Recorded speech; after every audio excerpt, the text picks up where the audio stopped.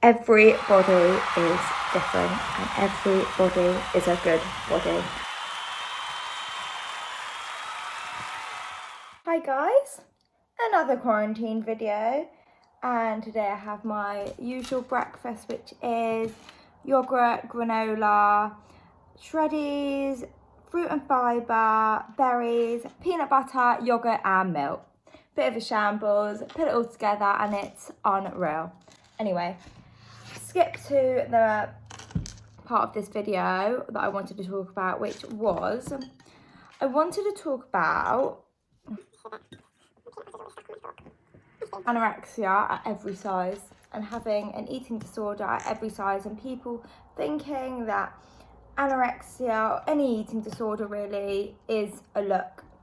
And I want to quite frankly say right now that it is fact that it is not a look, and it's got nothing to do with what the weighing scales say, with what anyone else thinks, what you think your body looks like, what your body does look like. It's all to do with what's in your head. You wouldn't say to someone that they don't have a cold because they don't have a red nose, or just because they haven't been crying all day that they're not depressed, or that someone doesn't have cancer because they haven't lost their hair. It's completely all in people's mind that because that's the only thing they can see, that's the only thing that they think is a reason of why they have an illness.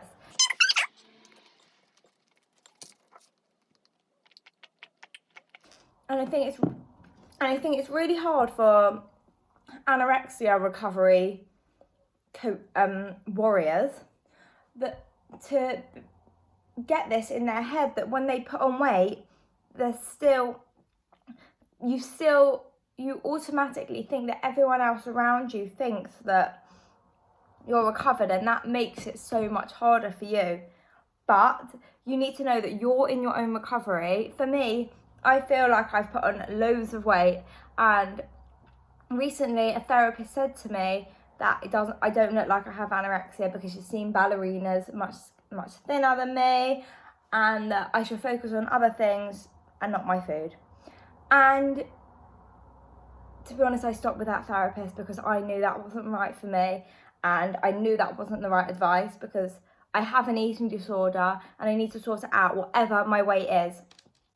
No weight on the scales, whether I have my period, whether I can eat 10,000 calories a day and still be hungry. If my brain is not in a good enough position that I have no fears against food at all, I can eat what I want unrestrictedly, I have no negativity against food, my body's fine, and I'm in an exceptionally fine headspace until then, and with a period, until then, I am not recovered.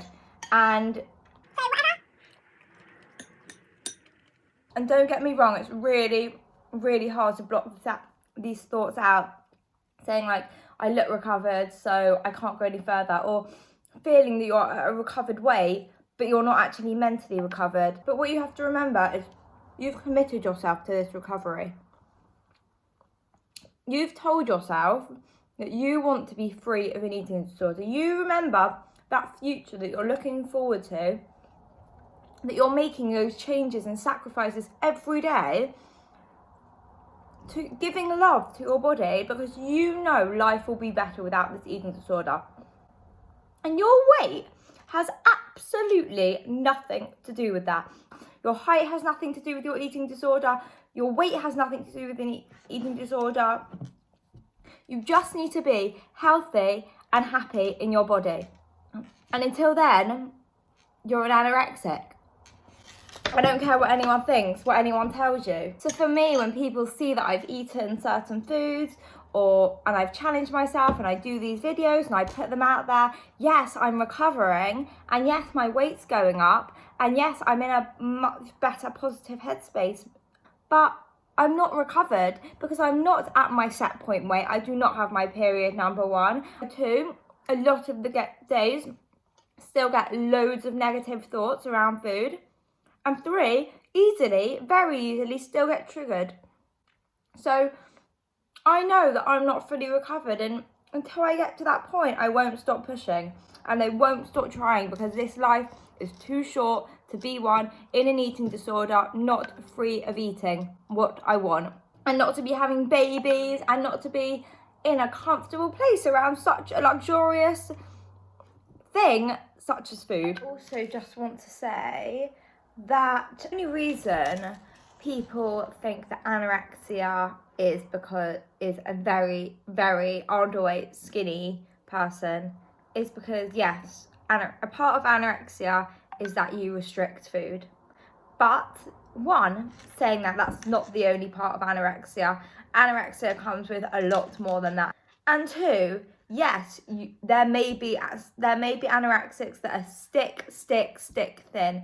And in the depth of my eating disorder, I was very, very thin. No, I couldn't see that myself. But looking back, I can see I have been very thin in the past. And to be honest, I can't really see myself properly right now, but clearly not the healthy weight I'm meant to be. So I don't really care what weight I am. I just know I'm not at the healthy point yet. Anyway, saying that, get better in your eating disorder and to commit with your eating disorder. You will gain weight, but you won't suddenly gain weight and then be recovered. It takes a lot more than that, and it takes years and years and months of practicing, rewiring, challenging, re-challenging all those food rules, all those mindsets that you've challenged over the years in your head. So that doesn't mean you're recovered, and never let anyone tell you that you're recovered, because you may not be, and you don't need to prove to anyone you're not. You just need to know yourself that you're still working on getting recovered. And if someone pushes your buttons, it doesn't matter. You need to focus on yourself. And if something does upset you, you need to say, like, no, I can't do that right now. Like, I'm not in the stable headspace. You can still take time for yourself and know that it's okay just because you're a bigger weight or a healthier weight. It doesn't take anything away from you. If anything, you should be pushing yourself to do more. So not isolating yourself, seeing your friends. But who cares what they think?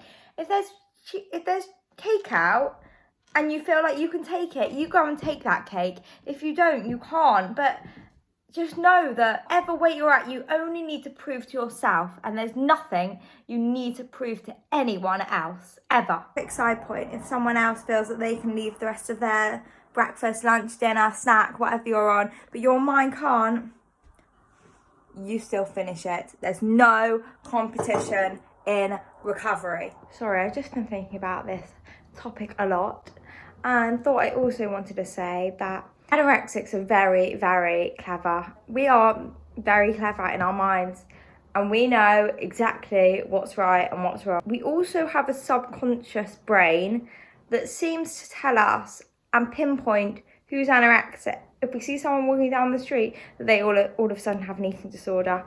And we also look on Instagram and compare ourselves to everyone else. And if someone's working out, if someone's eating more, if someone's eating less, if someone's got a different figure to you, we kind of manipulate it in our head and get ourselves all worked up. That we don't have a body like so-and-so. And I just want to give you advice, the advice that I'm learning for myself.